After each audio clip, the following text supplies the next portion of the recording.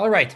Well, for tonight's initial topic, at least in the beginning, we're going to get into something which is, I don't want to use the word necessarily controversial, but how should I put it?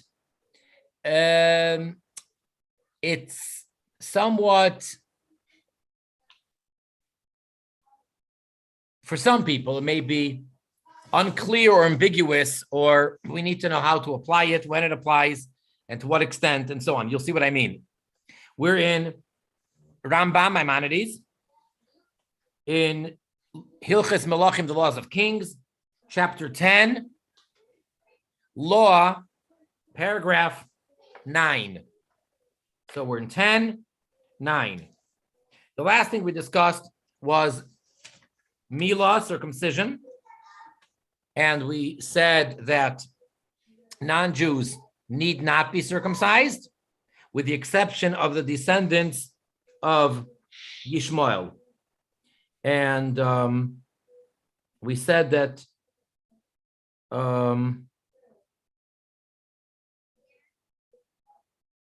the descendants of Keturah, which they got mixed with Yishmael, so therefore now it's pretty much all of the Ishmaelites, but not like they do it at age 13, but it would be necessary to do so from birth. For a Jew, it's 8 days old, and perhaps for them as well, 8 days old, but surely not at the age of 13, which is the age that Yishmael himself was, but that was just because he was 13 years old when Abraham received the commandment to circumcise himself and all of his male members of the household. But it's not that from then on, the Ishmaelites are to do it at age 13. All right. Now we're up to number 10. So, Goy, she'asak b'Torah, a Gentile, a non-Jew, a Noachite, that was involved in Torah study, Chayav Misa, is liable for the death penalty. In other words, it's a capital offense. However, it's not that the court would put the person to death, as is the case in most of the 7 Noachide commandments for someone who transgresses. But then we said there's certain cases where the expression used is that the person is liable for the death penalty, but it's not to be administered by any court or any person, meaning to say it's by the heavenly court. So if a non-Jew is involved in Torah study, so that would be a big offense. And although it's not one of the 7 Noachide commandments, but it is a, so to say, capital offense, and the heavenly court would be able to put the person to death. They should only be involved and deal with their 7 commandments, not anything else. So it's Torah, and they not only need not study it, but mustn't study it. Okay, now there's a lot to be said about this, obviously. So before we get into it, I just want to make one observation. And the language that's used here, both times, is the root word of asek, Hebrew letters ayin, samach, and kuf, which means involvement, like business or being involved in something. It doesn't say study or learn, but rather it says asek. That's one thing. Now, what is the reason? So, one reason that's brought down by some of the commentaries based on what the Talmud says, what is the prohibition for a goy, for a Gentile, to study the Torah, which was given by Hashem for the Jewish people? What's wrong with a goy studying it? So there are possibly two different problems with it if you want to stick to the 7 Noachide commandments. One of them is that it's a form of stealing. Now, parenthetically, we know that in today's society, there is the whole issue of philosophical as to whether a person has ownership and rights over knowledge and information, right? Can a person steal information? And presumably, yes, that is forbidden and it's considered stealing, and people can copyright information. So on a similar note, being that the Torah is God's knowledge and wisdom, it's his will, and he gave it as a gift to the chosen people, to the Jewish people. For anyone else to take it, again, not that they're taking it away from the Jew, but to take it for themselves, is a form of stealing that which rightfully belongs exclusively to the Jewish people. That's one way of looking at it. Especially based on a verse. It's a very, very famous verse. It's a verse in Deuteronomy, and it's actually the first formal verse that is taught to a Jewish child from as soon as he begins to speak. The first words that a Jewish child is supposed to say before he says mama, baba, or at least when he says that, is supposed to be this verse. And the verse is Torah tziva lanu Moshe, that the Torah was commanded to us by Moses. Moi Rasha, Kehilas Yaakov. It is an inheritance to the congregation of Jacob, to the Israelites, to the Jewish people. So this word Moi Rasha means to say that it is an inheritance exclusively for the Jewish people. So it's transmitted from generation to generation, from father to son, from the leaders to the next, to the next, to the next, transmitted to the Jewish people, by the Jewish people, to the Jewish people in an unbroken chain, going all the way back to Moses receiving it from God Almighty at Mount Sinai. So for anyone else to participate, to partake in this study and to be involved in it is in getting involved in what's not rightfully theirs. And of course, a Jew would have no right to say, well, I am allowing someone to do that. It's mine, and I have the right to allow them to. Just like if I have an inheritance that I inherited from my forebears, from my father, my grandfather, well, now I could do whatever I want with it. I could sell it. I could give it away as a gift. I can share it, whatever the item might be. Not in this case. Similarly, the land of Israel is God's gift to the Jewish people, and it's our inheritance. So therefore, the Jews don't have a right to give it away to anyone else. And we can't even say, well, how about if I agree to give away my portion? It's just compared to an inheritance, but obviously that's just an analogy. But really, it's much more and deeper than that. It's God's gift. So therefore, when God gives us this inheritance, it's yours and it's only yours to keep. You don't have a right to do as you please. The second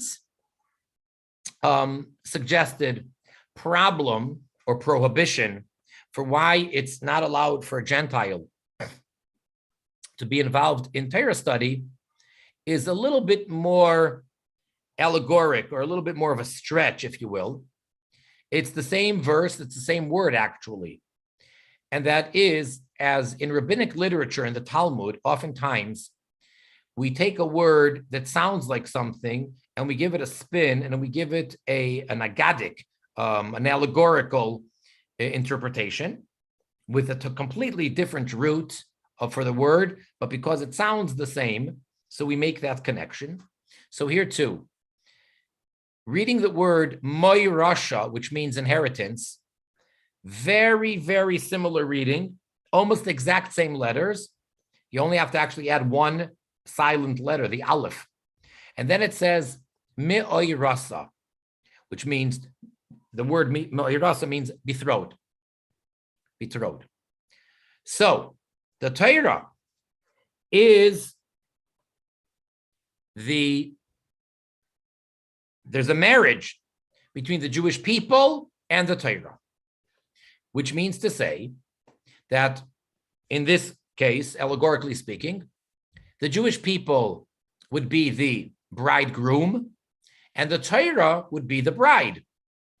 So, or at least the first stage of marriage, because in Jewish marriage, as we discussed before, even for Bnei Noach, there are two stages of marriage. I mean, today you'd call it engagement, but as we said in a previous class, engagement, it means nothing. It just means two people that gave their word to get married. But in legally, there is stage number one, and then there's stage number two. So once stage number one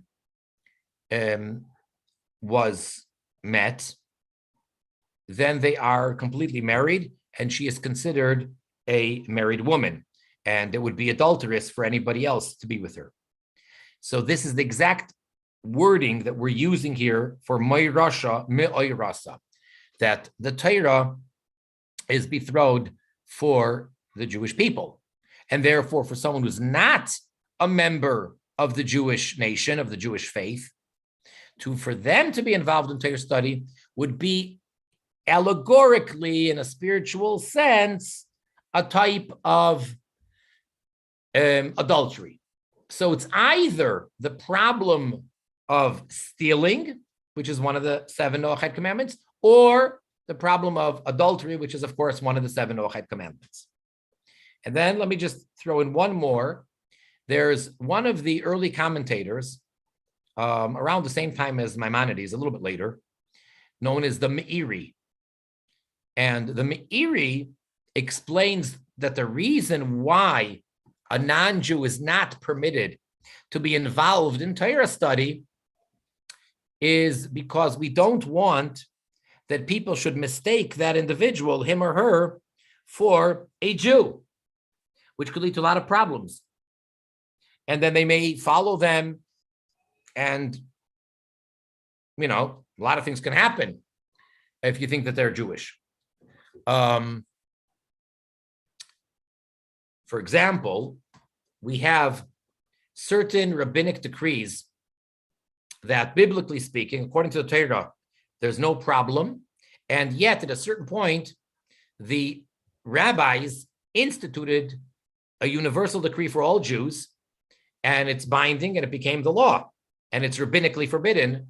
And some of these things are to avoid intimate mingling between Jew and their non-Jewish friends and neighbors. In other words, they're setting up somewhat of a barrier that I can be close to some degree with my non-Jewish friends, befriend them, and neighbors. But because I could be so friendly with them, we need to be careful that it doesn't lead, God forbid, to intermarriage, which is obviously a very big sin for a Jew to marry a non-Jew. So in order to avoid that, they made a couple of decrees. And I'm thinking of primarily with regards to food. The food is 100% kosher, and yet they said, no, you can't do this because it can lead to mingling together in a setting which can naturally lead to getting married. Okay, so because we don't want people to mistake a non-Jew for a Jew, therefore suggests the Meiri that that's the reason why non-Jews can't be involved in Torah study. Okay, having said that, Again, let's reiterate the second half of the statement that Maimonides said, namely, that they should only be involved in their 7 commandments exclusively, which means to say as follows. It's a lot of Torah that they need to study. And in order to know all the details of the 7 Noachide laws and their extension, like we said many times, there are other things that are extensions, such as having children, education, charity, honoring parents. There are lots of things which are extensions of the 7 commandments, and they need to know them. And if we're speaking practically, then they need to know the details. Like anything in Jewish law, it's very, very detail-oriented. So the 7 mitzvahs are no different. And only in our generation, basically, finally, books have been written to clarify what is allowed and what isn't. Until that point, it really, how did you expect a Noachite to really know what they're supposed to do and what they mustn't do and what they must do and what they can and what they can't? So anything which is directly related to the 7 Noachide commandments, not only are they allowed to study, but by all means, how else are they supposed to know what to do? And they should study. Okay, that's in very general terms. But every time this topic comes up, it seems to be a little bit difficult to pinpoint, and it seems to be a gray area as opposed to being clear, black and white. And obviously, many people that are Noachides want to study as much Torah as they possibly can, for the most part. And then the instructor or the teacher, such as myself, needs to be able to say, wait, let's not overdo it, and needs to put the brakes on and say, no, let's not go too far. Some want to say, of course, that anything which is related to the 7 Noachide commandments, they can study. Now, just to try to illustrate how far it can go and how open it can be, one of the things that are part of the 7 Noachide commandments, of course, is to pray, to believe in God, and the commandment of forbidding any type of idolatry. Can't worship any entity, anything besides God himself. So then you have to then study a lot.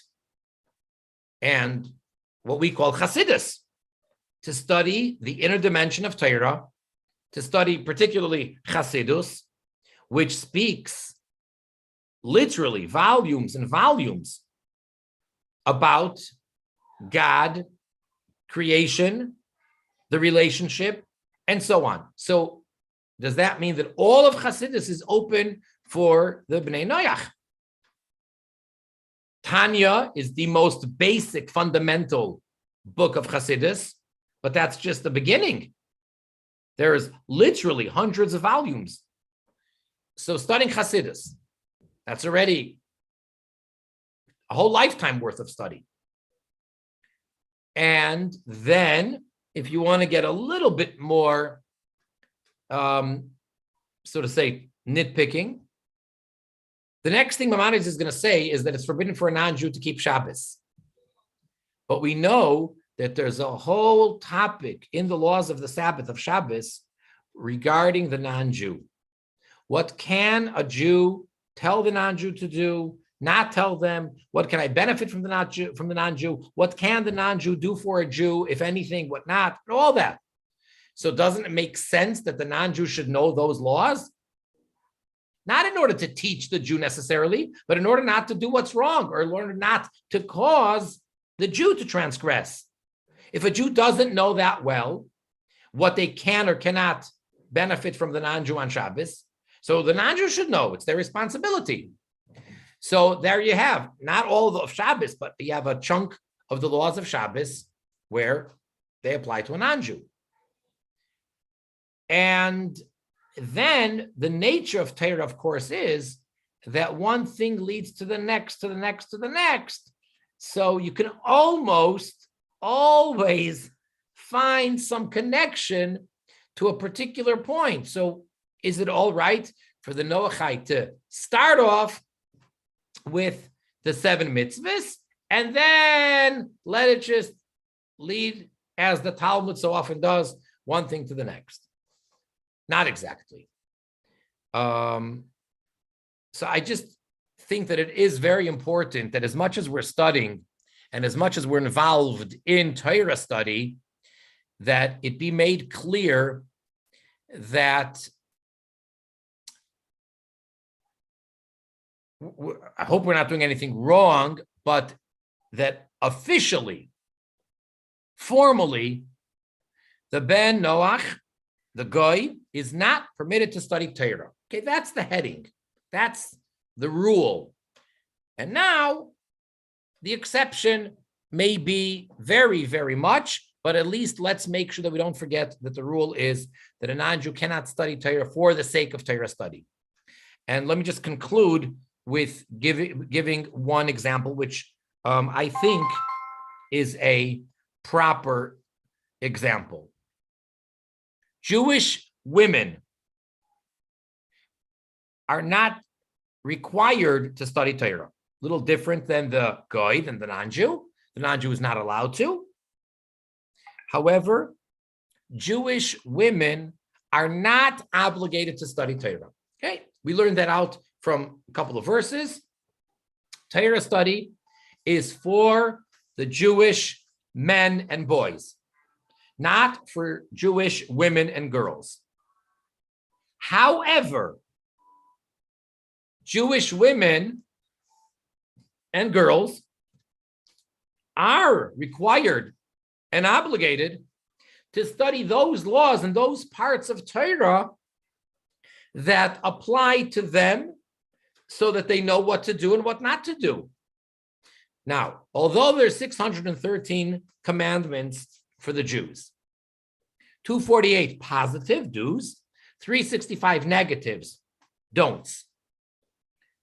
There's a big difference between the obligation of a Jewish man and a Jewish woman. All of the commandments basically apply to the men. As far as the women, the Jewish women are concerned, all the prohibitions, all 365, well, actually -3, I think, but putting that aside, almost all the 365 equally apply to the Jewish women. But when it comes to the positive commandments, they're exempt from many. Now, since a Jewish woman is obligated in keeping her commandments, she obviously needs to study and know. So first of all, she has to know all of the prohibitions. That's already a lot. And then she needs to know all of her obligations, such as keeping Shabbos. Very, very detailed and very complicated. She needs to know it just like the man needs to know it. All the laws of kosher. Arguably, the Jewish woman needs to know better and more than the man because traditionally, she's the one dealing with the food, preparing, etc., etc. So there's so many laws that the Jewish woman needs to know and study. So she studies Torah, but not for the sake of Torah study. A Jewish man has an obligation to learn Torah, and that is his commandment, that is his mitzvah, that at every free moment that he's able to, he's supposed to be involved in Torah study. That's the Jewish man. So women don't have that obligation. They just have to know the information. However they get it. They just have to know the information, which is a lot of information. And women have Jewish women have an obligation to love God and to fear God. And the only way to truly come to really love and fear him is by studying Chassidus. So Jewish women need to study Chassidus. So there's so much they have to study. But again, formally and officially, the heading would be Jewish women do not need to study Torah. And then the asterisk on that, or the footnote or the parentheses, would be except for what they need to know, which then is volumes and volumes. So I would say in a similar way for the Noachide.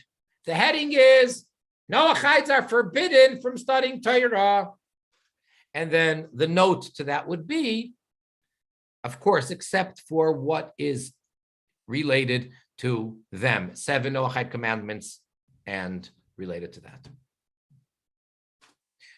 All right. So again, is it clear what Noachides can study and not? Not necessarily to me. Some people may claim that it's very clear to them. The Divine Code has a whole section about that, what they may or may not study. And it's quite interesting to see the amount that they could study, especially after you just read this line in Maimonides where he says they're not allowed to, except for the 7 mitzvahs. And then you find out that, well, this is okay, and this is okay, and this is okay. Any questions or comments?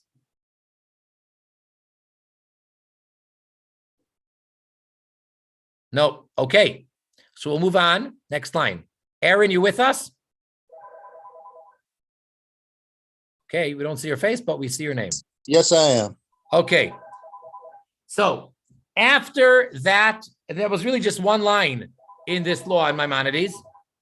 He then continues. We're still in chapter 10, law or paragraph number 9.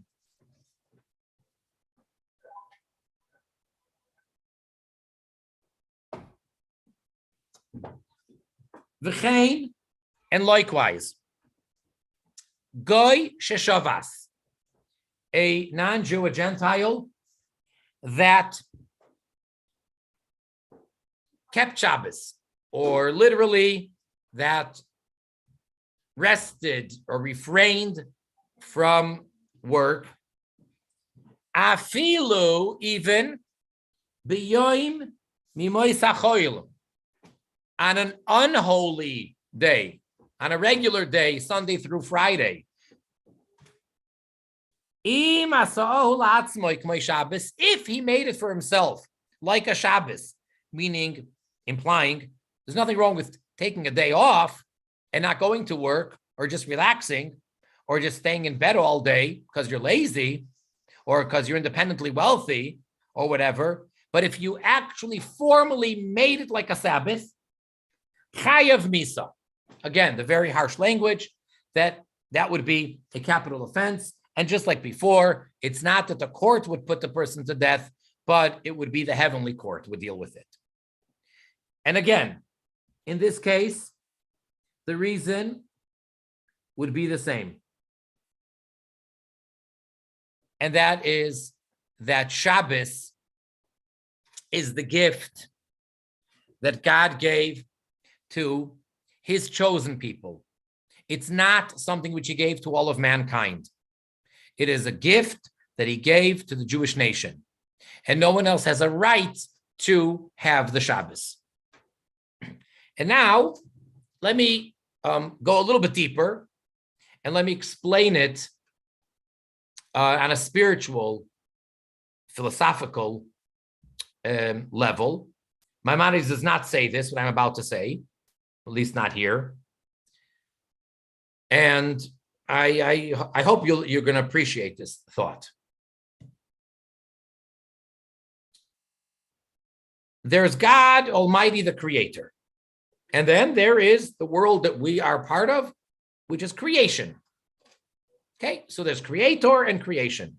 We are here to serve him, his desire, as it were, and he is the maker, and we're here to serve God and to make this world a home, a dwelling place for God. Now, he made all the details of this world, the animal kingdom, the world of vegetation, all the planets and everything, all the details, seemingly infinite details. And then he made mankind, beginning with Adam, and then 10 generations later, Noah. He gave mankind a set of laws. So mankind is part of and actually the highest form within the natural world. Intelligent beings. The human being is, and for that very reason, we are, God forbid, our own worst enemies. Besides any natural disaster, what have you, historically speaking, the worst disasters and tragedies and travesties came from man himself, mankind. And that's besides the belief that there's a punishment. So if a natural disaster happened, it's a punishment, such as the great flood of Noah, that was a punishment for mankind. I'm saying besides that, simply all the wars and all the problems and all the troubles on global levels, on national levels, and on interpersonal relationships. So we have tremendous power, mankind. We can make it, or, God forbid, break it. Now that's the human being. The highest form of this natural world that God created. Part of nature is that there's a cycle. And the cycle, as far as time goes, besides having the year is a cycle, and then it breaks down into the months, but then you have the week. And then, of course, you have hours and minutes and whatever. And this is not just man-made, but this is part of nature, that there's a solar year, there's a lunar month. And likewise, there's a day. The sun sets, it becomes nighttime, and then sun rises, becomes day until the next sunset, and then you have the 24-hour period that God made 6 of those, created different things on each day, as we learn in Genesis, and then on the 7th day, he rested. So in nature, there are 6 days of work that God worked, and then there's the 7th day, and then it begins again. And that's why even non-Jewish weekdays, it's pretty much universally accepted. Obviously, you're going to find some exceptions, but pretty much all religions or all countries have a 7-day week. That's basically the way it works. And it's not just that we decided to do it like that or convenience or made it up or whatever. It's biblical. That's how God made the world, 7 days. So therefore, there's a cycle. And the human beings are, as we said, the highest form within this natural world, the intelligent being. The Jew, on the other hand, is privy to something very special. And God said, I actually have the 7th day that I rested on that 7th day, whatever that means, for God to rest, because God doesn't work and God doesn't get tired and God doesn't sleep. So therefore, God doesn't rest. But to speak in our terminology, which is what the Torah does, in Genesis, it says that God worked or God did labor, however you want to translate that word. And on the 7th day, he rested. He took this concept, which really is a spiritual thing, which means that everything goes back to its source. And that happens every Shabbos. As Friday ends and the sun sets, everything in this natural world is elevated back to its original source, and it sort of, so to say, gets spiritually recharged. That happens every Sabbath. God says, I am giving a gift to the Jewish people that you will have this Sabbath Besides the fact that it happens to the whole world, everybody's having Sabbath. The fish in the sea have Sabbath. The stone has Sabbath. Surely mankind has Sabbath.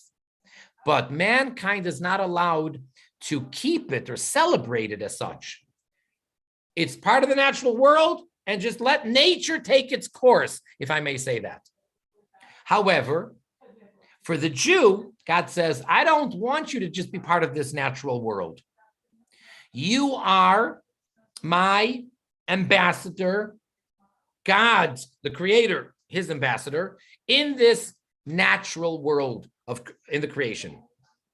And therefore, the Jew must keep Shabbos. And he gives us all of these rules. Most of them are what we can't do, very little what we must do. We're not allowed to do certain things which have to do with creation. Okay, there's a list, and then there's a subdivision, and all of these things in one way or another have to do with creating. And it's not really an idea of working or not. That's not the issue. A Jew on Shabbos is allowed to take a 25-mile walk. Well, it depends where they're going, but can't go out of the city limits, but whatever. A Jew is allowed to walk up and down 10 times 100 flights of stairs. And yet they're not supposed to go into the elevator and just press the button. So it's not a matter of work. It's a matter of creating, as much as human being can associate with that. So, and by the way, there's no problem with giving birth for a Jew giving birth on Shabbos. It does get complicated how to do it without breaking the Shabbos, but the Shabbos is something which is supernatural. It's not normal or expected of the created entity to keep the Shabbos. So therefore, nobody has a right to keep the Shabbos, except for the Jew, that it's a gift that God gave to the Jewish people, because just like he gave us the Torah, which is his wisdom.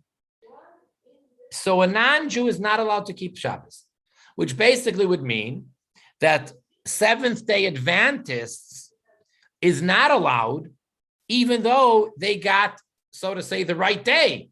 Instead of, like the Christians, keeping it on Sunday, Seventh-day Adventists are keeping it on the right day. That doesn't make it much better. The Gentile, the Noachide, is not supposed to make a Shabbos for himself in a religious sense any day of the week. Not Sunday, not Monday, not Tuesday, not Saturday. It's just not allowed. It's a gift that God gave to the Jews.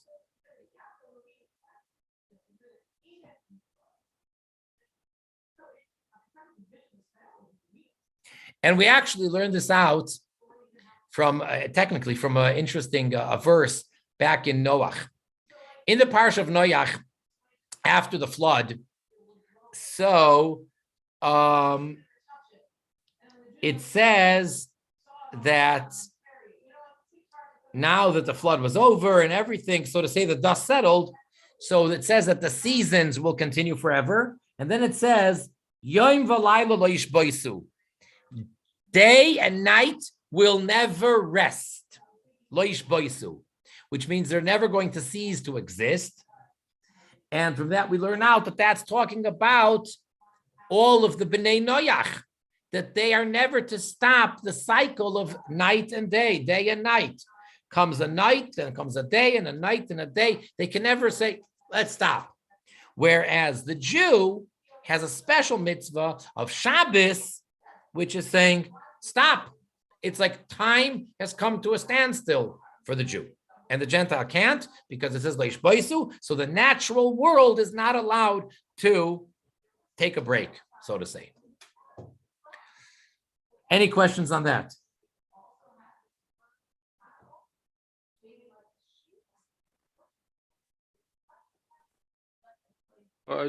I did want to mention that often Noahites get concerned about these two things, the Torah study and the Shabbos, because they kind of want to hit the ground running. But where a lot of confusion is that when we come out of where we used to be, what was considered Bible study in those old days was not necessarily what the Jew would consider Torah study.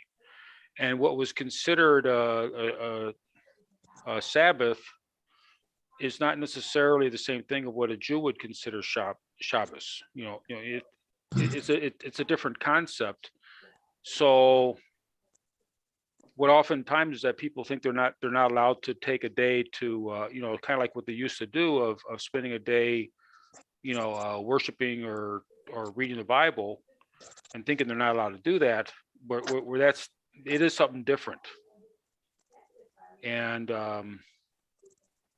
so a lot of Noahites don't need to have the worry that they're missing out on concepts that they thought that they may have been used to, as far as spending a day thinking about God. We're allowed to do that, or spending what we used to consider the level of study that was Bible study in the old days would still be okay, because that's not really considered the level of Torah study that the Asik that's forbidden.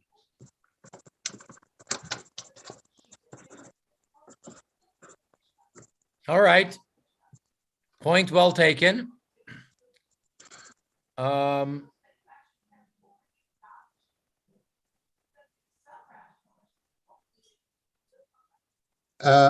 guess if I were to say something that I've never read in the previous religion where we ever really had a Shavus. It doesn't say it anywhere in there. Basically, the guy, Paul, was a Jewish guy. And when he was writing, he was talking about Jewish stuff. And some of us understood that. He wasn't talking about, non-Jews. And in one particular place where they developed this idea of this Sunday worship, he talks about on the first day, you gather into the storehouse and you bring in your tithes and your offerings. So it was based upon the idea that Jews did not handle money on the Sabbath. So the day after the Sabbath, they could handle money and do commerce and stuff like that. So the people in the former religion decided that would be their quote unquote day of worship. So most of us have followed that from the tradition that the Catholics have given us. But that came down through the Reformation and all the rest of that stuff. But for those who kind of get what's going on here, and they're reading that this is written by a Jewish person talking to other Jewish people, not talking to non-Jews, it gets kind of interesting. I hear you. Because the early believers in that particular faith were all Jewish people. But Christians for Sundays, don't they call it a day of rest? Some do, but I mean, it's not an official Sabbath.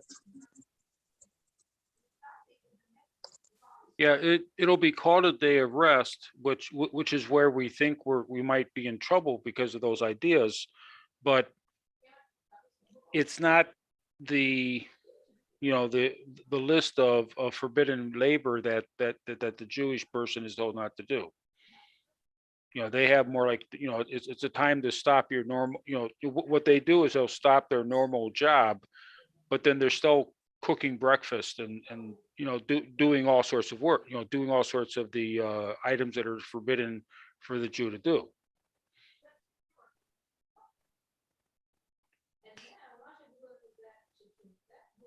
I think about, we were talking about when the Jews were going to Jerusalem last time on this particular time of the year, right around Pesach and that right there. And this goes to this concept of the Pentecostals on the day of Pentecost, where they go into this place and they're in this room and some kind of thing happens there.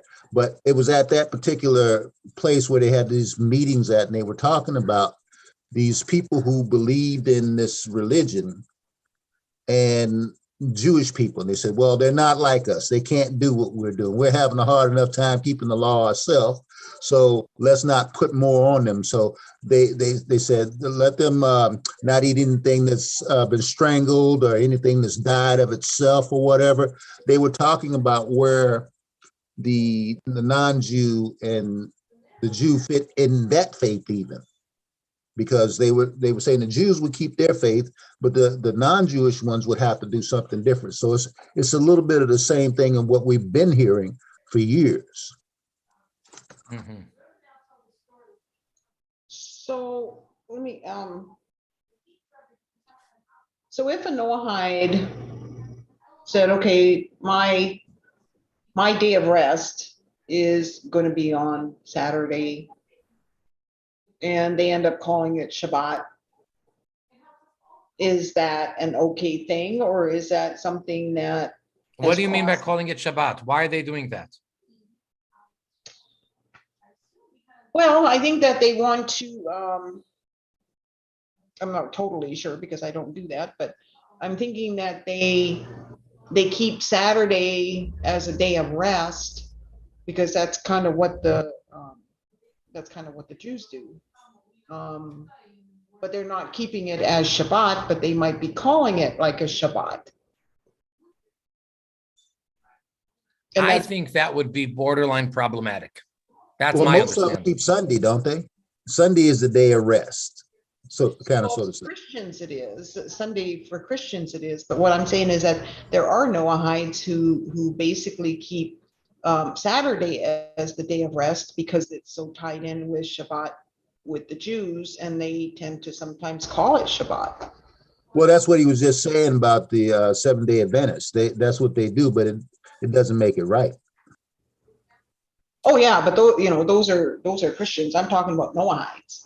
Right. So calling it Shabbat, I think, is problematic because even if they're not keeping it properly and they're not refraining from all of the hundreds and hundreds of things that a Jew has to be careful not to do, the fact that they're resting to whatever that means, and they're calling it Shabbat, I think that's the problem. In other words, they can't do it as a religious thing. If you want to take off a day of work and you will say, I will do nothing. I'm not going to cook. I won't bake. I won't sew. I won't light a fire. Why not? Because I am off today. Why are you off? I'm on strike. What do you mean? No work. No, nothing. That's something else. But as soon as they make it religious, that's the problem, which means it's not so much what you do or don't do, it's why and how you're doing it. So by calling it Shabbat, I think that's the problem. I think that I have that dilemma. I had that dilemma at one point. I work with Hasidic Jews, and they can't ask me to work on the Shabbos. So they usually don't ask me, but I know I can. So somebody has in mind the store while they're doing Shabbat. Now, I do want a day off. So I say, I'm taking Sunday off. And not because it's a religious thing, but I need the rest. I'm tired. But I would never classify it as a religious observance because it's not. It's just a day off. And since I'm not allowed to make a Sabbath day anyway, I kind of fit right into that. So why are you taking a Saturday off? Because since you're working with Jews and that's their day off? I work on Saturdays, but they don't ask me to work. They can't ask me to work. No, but you said you take a day off, right? I take Sunday off. Why Sunday? Because that's the only day I get off. Monday, Tuesday, and Wednesday are really busy. So Sunday's the quietest day of the week. Okay, so it's not for religious reasons. It's just very Right. practical. Right. Now, it happens to be the reason why Sunday is the slowest day is because in America, which is a Christian culture, okay, but that's not your problem. Right. But then I wind up going to the show, base Menachem on Sunday sometime, and I'm sitting there, and it's not about the religion then either. It's not a Sabbath day for me. It's just, okay, I'm showing up here. It's the first day of the week. And that's the way my brain is seeing it. Okay, and you're allowed to join and you're allowed to be there and pray and everything, as long as you're not making it a Sabbath, not on Saturday, nor Sunday, nor any other day. Mm-hmm. And then he goes on, Maimonides, and he says the next part of this same statement. Ve'ein tzarich loymar, and it goes without saying, imasa moyed la'atzmoi. If the non-Jew made a festival for himself, to refrain from different types of labor and to celebrate as a religious holiday. That is also a problem. And we discussed this around Thanksgiving time in great length. So they cannot make up their own religious holiday and observe it as such. A day to reflect and thank God, that should be fine, but you can't make it as a obligatory day that you have to refrain from work and rest.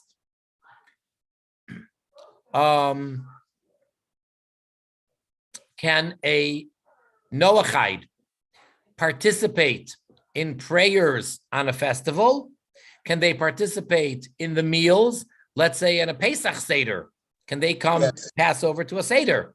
Yes. Can they go to the Sukkah and eat in a Sukkah? Yes. You say they can. Yes. So they can eat if they're invited, right? Well, either they crash or they're invited. Yeah. But we can't just do it on our own. I mean, we can't just say, okay, well, I'm gonna, I'm gonna observe Sukkot and build my, little thing.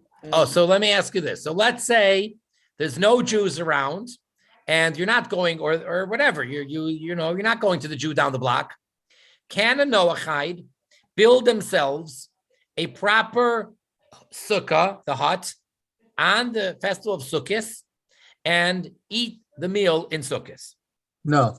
Okay. How about this? Sukkot is usually September, October. How about in June?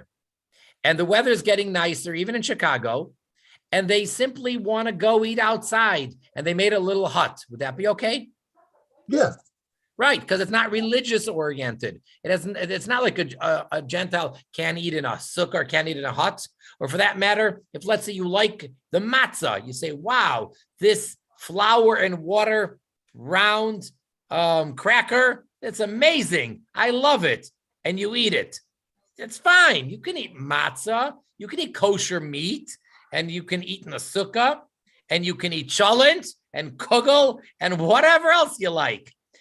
Because you're not doing it as a obligatory religion that you took upon yourself. Sure, it's religious, but for you, it's not even a culture. It's whatever, reason you're doing it. And therefore, to eat in the home of a Jew on Shabbos, I don't think is a problem.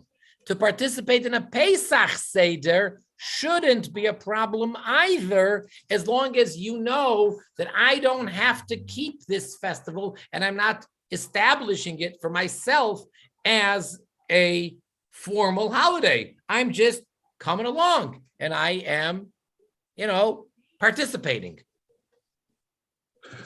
An example of that would be I helped make a sukkah with the rabbi last sukkah. For sure. He had to do all the stuff, and I'm just assisting. It's not like I'm making it. He's the one that climbs up on the ladder and throws the limbs on the roof. I just hand them up to him. Okay, right. So technically speaking, the only part of the sukkah that a Jew has to make is the top, the roof. But all the walls, a non-Jew is allowed to make them completely from scratch. You could build the whole sukkah. Just that top part he has to put on. That's the way it worked out. And the same thing with baking matzah.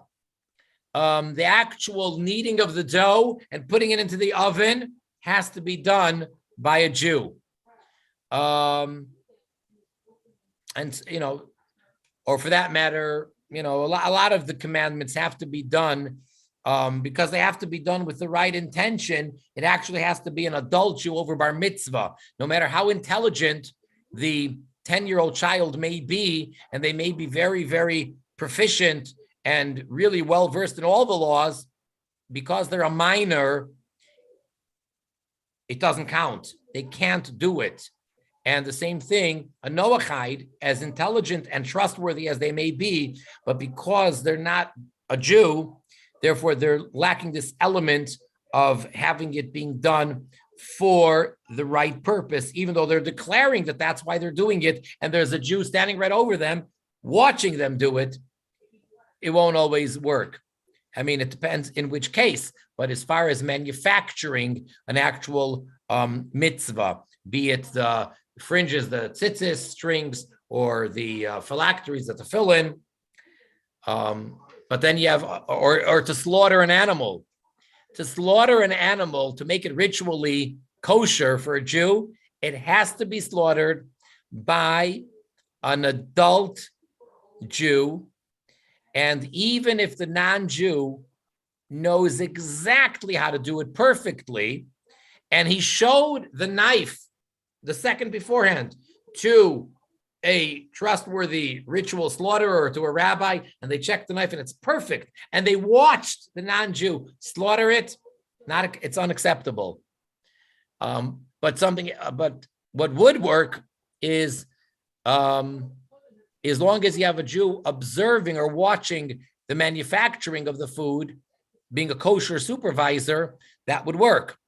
Or, for example, a Jew is not supposed to drink milk, even of a kosher animal, if it was not milked by a Jew, or if a Jew did not observe it, even though you know that it's kosher milk, but rabbinically speaking, a Jew must oversee it.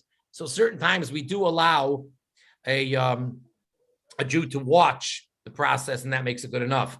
But when it comes to actually making a mitzvah, manufacturing the mitzvah itself, then doesn't work. That brings me to question the concept of the Shavus boy. Very complicated. And that's what I said at the beginning, that a non-Jew, I think, could learn those laws, because if you do learn them properly from the proper sources, off the record, chances are you're going to know them a lot better than many Jews. And you're going to see that when they think that they can tell you to do something, they're mistaken, and vice versa. Sometimes they think they can't tell you to or ask you to do something, and really in that case they could. Well, I had an experience one time where I was with the at the synagogue on a celebration day, and it happened to fall on the Shavus. So I was there from beginning to end, which means that somewhere I had to break the Shavus in order not to be doing exactly what the Jews were doing. So they didn't say anything, but a guy walks by me and says, "Oh, it's kind of dark in here." Then he walks away. And another guy comes by and says, "Oh, it's kind of dark in here." So I get the message, go turn on the light. And that's how it worked out. So everybody was in their right space at that point. Yeah, it's not so simple. Or sometimes, the way the joke goes is, the lights are off and all these Jews are sitting in a dark room and they want the light on. So they call over the non-Jew and they say, can we give you a beer? So the guy walks into the room and says, "Sure," puts on the light, takes the beer, on his way out, turns off the light and walks out.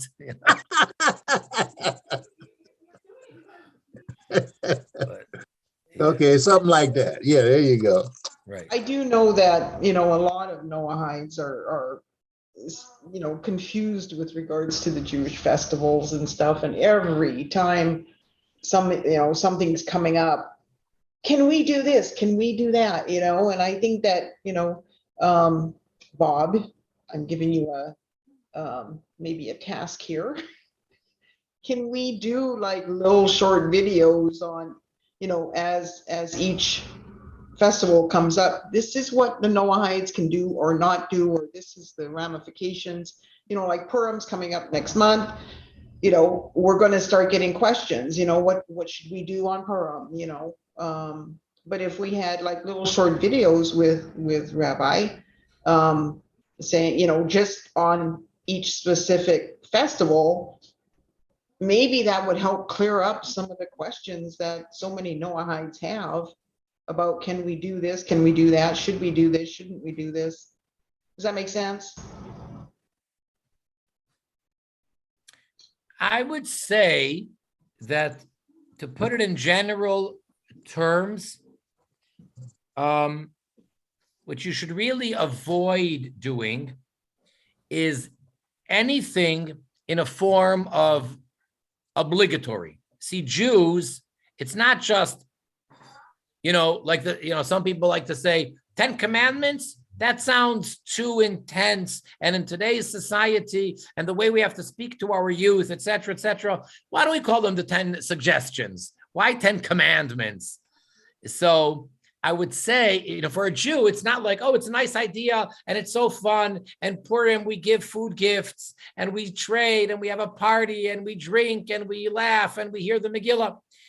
It's all about rejoicing big time. But there are really lots of detailed rules, like in every other area of Judaism, that the Jew is obligated. He must. This is the minimal requirement for giving these gifts and for the charity and for the this and for the that. So as long as the Noachite is not doing it in such a way, and they're not doing it because they're obligated to do it. So who says that someone who's not Jewish can't eat a hamantash on Purim? Or who says that they, can't be in synagogue when they're reading the scroll, the story of Esther, the Megillah? Like, why can't they be there? As long as you don't formally, in your mind, celebrate it as a holiday that you are part of or that you are voluntarily accepting as a holiday, then I think whatever you do is okay. I think it's more of like a mindset. And a lot of it might have to do with what it looks like to the others. That's true. But I think primarily it's in each individual's mind. In other words, am I coming to synagogue and am I going to make sure to hear every word of the Megillah read? Why? Well, that's, if I'm doing it, I want to do it right. No, what do you mean if you're doing it? Who are you to do it? Well, I'm coming to synagogue. Come, by all means. Well, I'm listening to the Megillah. Listen, by all means. But I think I may have missed a word. So what? If a Jew missed a word, I would tell them, you have to hear the whole thing all over again from the beginning. See, you follow the difference I'm trying to make? Mm-hmm. I got a question. Yes. So, us being Noahides, and we have our 7 laws, and it goes into something else with this. Say, what our law says that sexual immorality is forbidden to us. But we know that there are communities of people who live these lifestyles that may not necessarily be something that we ascribe to, even to be around as much. But if, say, these people are customers, we run in a company and they're customers, we don't discriminate against people or anything like that who are not necessarily living the 7 laws. That would be a question to me. Good point. Well, there was a number of years ago, a bakery, it's a true story. It was very famous then. You probably heard about it. Maybe forgot about it.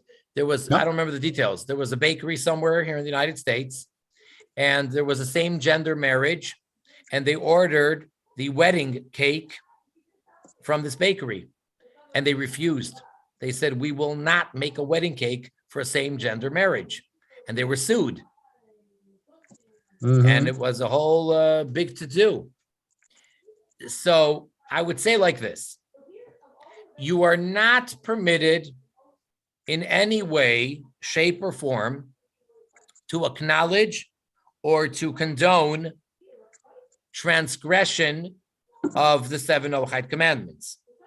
However, that doesn't mean that if you know of a sinner who is transgressing daily all 7, whether it's just because they can't control themselves, or on principle that they claim that they are atheists or agnostic, or they worship whatever the reason is, that doesn't mean that you're obligated to protest or to stop them if they're a client of yours. So you're allowed to, if you have a grocery store and you're selling food items, and there's a person that you know is a serial killer, this is what they do, or what they do for a living is they are a hitman. That's what they do. You're allowed to sell food to them. You're allowed to have them as a client, as a customer. You know, if you're a dentist and they're coming to have their teeth done, just because you know that they are, you know, a murderer and a thief and an adulterer, that has nothing to do with you're making money off of fixing their teeth. I mean, you see the difference? Yeah. You can't support them and you know, in any way condone what they're doing, which that would be baking a wedding cake. That could be a problem. But if they walk into your bakery and they want to buy, you know, a cookie or a Danish, just because you know that this man is married to some other man, why are you refusing to feed him? Give him food and make money off of it. You know, do yourself, both of you, a favor. He needs the food, you need the money. But if they're coming in and they want a wedding cake, that means that on a certain level, you are participating, even though you're just doing it for your livelihood, but you're participating in condoning that type of a lifestyle, and that's not acceptable. Okay. Would Sorry? that not also apply to like a Christian wedding, because they're idolaters, right? I mean, would that not apply to this to the same? I would say that wouldn't be as much of a problem, because Christians are supposed to get married. The fact that they're getting married and they're going to have a priest, or there's going to be a cross, or they're going to do it in this form, or they're going to be holding this book, or they're going to whatever, that's a technicality that their wedding may be involving things which are wrong, but the institution of marriage is sacred, and these are two people that are marrying each other. That's good, and therefore to make a wedding cake for them, for a non-Jew, I don't think is a problem. Now, if it's a Jewish baker, that could be different. That might be a problem for a Jew to prepare in any way anything for a church or anything like that. But for a non-Jew, I don't think that it would be a problem. Oh, how about this? A guy's a plumber, and he gets a call to help. They want him to check out the pipes and to fix the toilets in a church. Can a Jewish plumber do that? No. Huh? No. Why not? Non-Jews Because are not, Christians are not allowed to go to the bathroom? No, Jews are not allowed to go into those places. Not into the sanctuary, into the bathroom. Now, I run into this all the time, and this is because I work with a company, and we do actually have to deal with those plumbing issues and all that right there. And where the guys that I work with who are Hasids, they will not go into the place, but they won't ask me to go, but they make it known that we got an issue in here. So by virtue of me being the one that can go, I will go in there.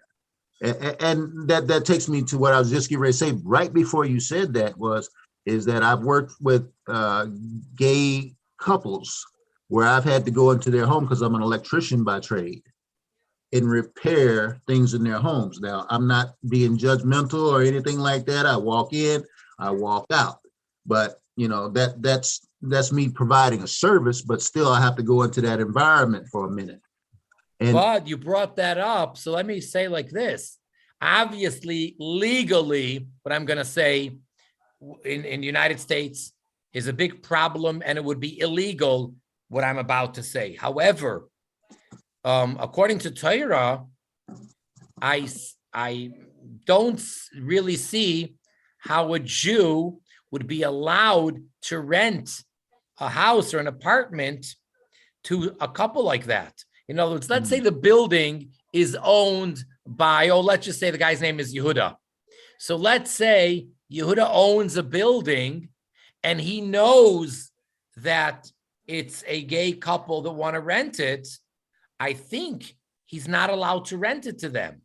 That doesn't mean that if one person shows up and they're going to sign just their name, that you're obligated to inquire or to interrogate them.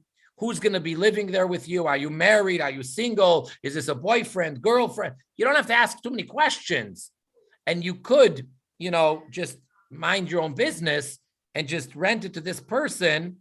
And that's it. If the person chooses to commit adultery in that apartment and idolatry and turn his apartment into a church, you didn't do that. And he didn't ask you to do that. And he's paying you rent and he's doing that in his privacy, that's different. But if he comes to you as let's say a church, and they say, we want to rent this space from you, that's not so simple. Or if let's say somebody says that, I want to come and I want to actually use it for prostitution. He came and he said that's what he's renting it for. That's a problem. But the fact that he rented it and then he commits all these sins there, that's not the owner's business. I don't have to stop him. I don't have to be worried about that any more than anyone else does. So if I know that it's a same gender marriage that's renting it and they're coming to me as such, I think that's a problem of renting it to them. Obviously, what if when you buy the property, they're already there? Because a lot of times people buy properties and these people have been renting here long before they came along. That's a good question. I'm not sure. That's a good question. I mean, but see, wouldn't that fall under the same kind of thing that the Noahide has? Because we have to abide by our 7 mitzvah. Right. And that means that we don't participate. But I mean, where do we say, okay, I don't agree with this shouldn't be, but at the same time, I can't sit up here and discriminate and cause harm to these people because, somebody may not like it. Now, if I'm doing business with them, another Noahide may come to me and say, hey, what are you doing? And I'm the kind of person I say, mind your business. But, somebody else may look at that and have a negative view of it about me being a Noahide and doing business with people. Well, I'm just thinking that maybe in the case that you gave, that when I bought the building, it had tenants in it, and legally I cannot evict them. So I'm thinking that I would be allowed to let them stay and collect their rent because I didn't put them there in the first place. And I'm not benefiting from their transgressing, and I'm not really condoning it. But if, let's say, I'm starting off from scratch and I have an empty building for rent and they come as prospective, tenants, I think that I would have to and now, of course, to get around the legalities, I wouldn't be able to say that that's why I'm not giving it to them. But I don't think I'd be allowed to, rent it out to them. That's interesting.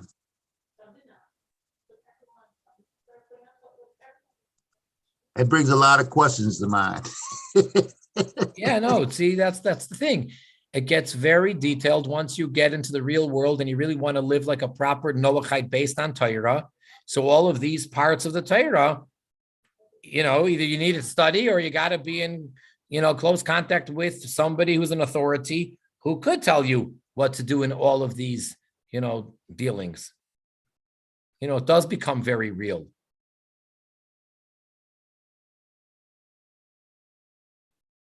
Can you participate in a party that they're having around December 25th at work? They're making a whole big party, December 25th. Can you come and just for the social scene? Can you just come there and, have a donut or whatever? I think you can, as long as you're not there for that, the observance. So is it enough that in your head, you know why you're there and why you're not there, even though it looks like you're participating in the party? In my head, yes. I don't know about somebody else's head. No, I'm saying, is it enough that in your head, everything is good, even though by you going there, the onlooker doesn't know what's going on in your head, and it looks like you are participating? No, it wouldn't be good then. Okay, so you never know. So that's the thing. That's why it's lots of questions. There's lots of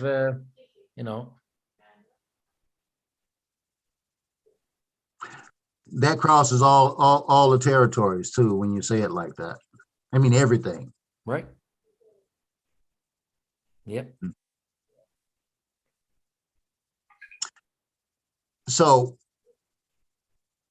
I was thinking about the Rebbe, and I was reading that his take on people who live this lifestyle, this alternative lifestyle that we're talking about, and he would never put them down or say anything negative about them. He always said you got to be open and caring about everybody.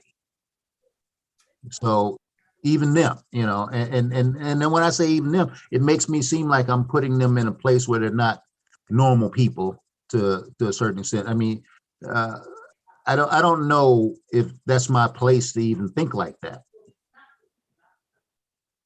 Yeah, we'll have to leave that for another time. There was one particular talk that he gave. It was actually Purim of 1986, addressing this whole idea of gay rights. And he explained it, as always, in such an incredibly clear way and giving the right perspective on it. But that will leave for another time. Well, it's like I married a Christian woman a while back, and she used to want me to go to church with her. And I went on a couple times, and I couldn't sit there and listen because I'm constantly tuning out what they're doing, and I'm not. This is not my faith, and I felt like I was being, forced to go to something I didn't want to go to, so I stopped. My wife and I split up after that. Because of that? Yeah, that's part of the reason. There were other reasons, but that was part of the reason. I just couldn't adhere to that belief system because that's just not who I am. And the thing is that this falls into that. I shouldn't be going into those places unless I have some employment there or something. That's the only reason.